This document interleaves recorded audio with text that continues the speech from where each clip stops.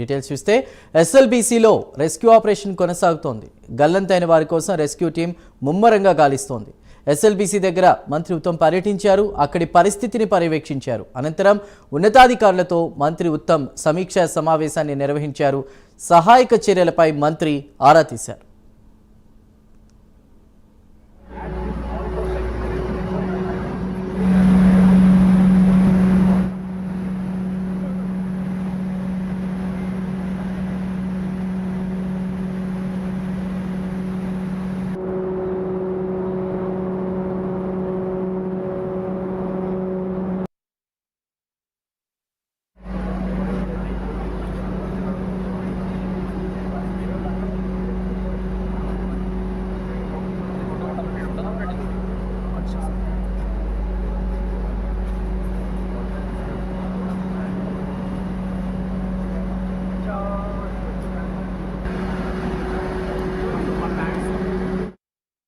ఎస్ఎల్బీసీలో rescue operation కొనసాగుతోంది. గల్లంతైన వారి కోసం రెస్క్యూ టీం ముమ్మరంగా గాలిస్తోంది.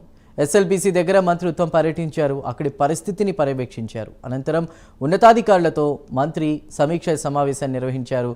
సహాయక చర్యలపై కూడా ఆరా తీశారు మంత్రి. మరిన్ని డీటెయిల్స్ మా ప్రతినిధి హరిశంకర్ అందిస్తారు. హరిశంకర్, ఎస్ఎల్బీసీ ప్రమాద ఘటనలో చిక్కున్నటువంటి 8 మంది కార్మికుల కోసం గాలింపు చర్యలైతే కొనసాగుతున్నాయి. ఈ రోజు 15వ రోజు చేరుకోవడంతో కూడా పెద్ద ఎత్తున గాలింపు చర్యల్లో పురోగతి సాధించని చెప్పవచ్చు. ఎందుకంటే దాదాపు 15 రోజుల నుంచి కూడా ఎక్కడ కూడా కార్మికులను కాపాడే ప్రయత్నం అయితే నిర్విరామంగా కొనసాగుతుంది. ఒకవైపు ఎన్డీఆర్ఎఫ్, ఎస్డీఆర్ఎఫ్ తో పాటు సింగరేణి కార్మికులు ఈ యొక్క రెస్క్యూ ఆపరేషన్ లో పాల్గొంటున్నారు. అయితే టన్నెల్ ఎండ్ పాయింట్ వద్ద 2 స్పాట్లను గుర్తించినటువంటి కార్మికులు అక్కడ ఉన్నటువంటి రెస్క్యూ బృందాలు తవ్వకాలు జరపడం జరిగింది. తవ్వకాల చోట భారీగా స్మెల్ వస్తున్న నేపథ్యంలో రెస్క్యూ బృందాలు అక్కడ పెద్ద ఎత్తున కూడా తవ్వకాలు జరిపేందుకైతే ఏర్పాట్లు కొనసాగుతున్నాయి. అదేవిధంగా కార్మికులు అదే చోట ఉండవచ్చనే అనుమానాలు అయితే ఉన్నాయి. సో టీబీఎం చక్రాల కింద తొలగిస్తే వేగవంతంగా ఈ యొక్క ఆపరేషన్ పూర్తయ్యే అవకాశం ఉన్నాయి. ఈ నేపథ్యంలో ఈ రోజు మంత్రి ఉత్తమ్ కుమార్ రెడ్డి ఎస్ఎల్బీసీ వద్ద పర్యటించడం జరిగింది. అక్కడ జరుగుతున్న సహాయ చర్యలపై అక్కడ అధికారులతో సమీక్షా సమావేశం నిర్వహించారు. మధ్యాహ్నం దాదాపు 3 గంటల పాటు ఆయన అక్కడ ఉండి అక్కడ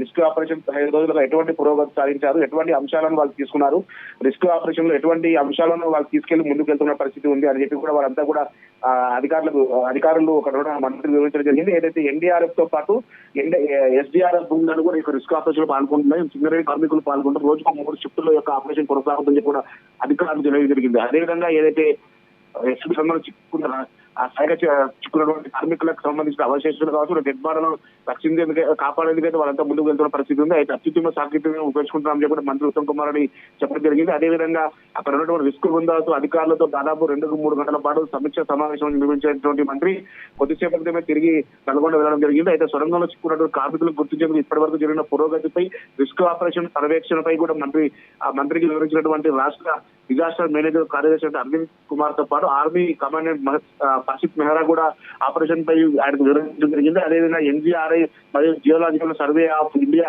క్యాడవర్ డాగ్ బృందము, ఫ్లడ్ మైనర్స్, రోబోటిక్ రంగ నిపుణులు చర్చించి సహాయక చర్యలు వేగవంతం జరగకపోవడానికి కారణాలు, వారికి వచ్చినటువంటి అడ్డంకులు ఏవైతే ఉన్నాయో వాటిని అన్నింటినీ కూడా అధిగమించడానికి ఎటువంటి చర్యలు చేపట్టారో మంత్రి వివరించడం జరిగింది. అదేవిధంగా సహాయక చర్యల్లో వచ్చినటువంటి అవాంతరాలను అధిగమిస్తూ కూడా ఈ యొక్క ఆపరేషన్ త్వరితగతిన పూర్తి చేయాలని చెప్పి అధికారులకు మంత్రి ఆదేశాలు జారీ చేయడం జరిగింది. అదేవిధంగా సొరంగం లోపల ఆక్సిజన్ స్థాయి సరిగ్గా లేకపోవడం, అదేవిధంగా నీరు అధికంగా ఉండటం, టీబీఎం యొక్క దృఢమైన లోహాలను, శకలాలు, రాళ్ళు, మట్టి, ఇతర మట్టితో పాటు వస్తుంటే వాటర్ ను కూడా ఇప్పటికీ సహాయక చర్యలు ఏ విధంగా కొనసాగించారని చెప్పి కూడా అధికారులతో ఆయన వివరించి తెలుసుకోవడం జరిగింది. అదేవిధంగా మరో 11వ తారీఖు రోజున తిరిగి వస్తానని ముఖ్యమంత్రి రేవంత్ రెడ్డి కూడా ఈ యొక్క స్పాట్ కు వచ్చే అవకాశాలు ఉన్న నేపథ్యంలో వారికి తగ్గట్టు ఏర్పాట్లు చేయడమా, లేదంటే ముఖ్యమంత్రి ఎస్ఎల్బీసీ అధికారులతో హైదరాబాద్ లో సమీక్ష సమావేశం నిర్వహించడమా అని చెప్పి కూడా తెలియజేస్తామని ముందస్తు చర్యలు చెప్పడం జరిగింది. అదేవిధంగా అన్ని రోబోటిక్ టెక్నాలజీని ఉపయోగించేందుకు దాదాపు ప్రభుత్వం 4 కోట్ల రూపాయలు ఖర్చు పెడుతుందని చెప్పి కూడా ఉత్తమ్ కుమార్ రెడ్డి చెప్పడం జరిగింది. మొత్తంగా ఈ రెస్క్యూ ఆపరేషన్ 15 రోజులుగా నిర్విరామంగా కొనసాగుతున్న నేపథ్యంలో ఆ రెస్క్యూ ఆపరేషన్ లో పాల్గొన్నటువంటి కార్మికులను కూడా ఆయన అభినందించడం జరిగింది. ఎందుకంటే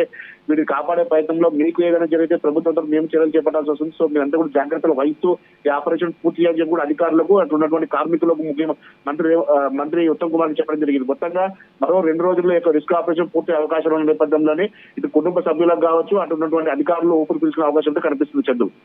రైట్ హరిశంకర్, థ్యాంక్ యూ.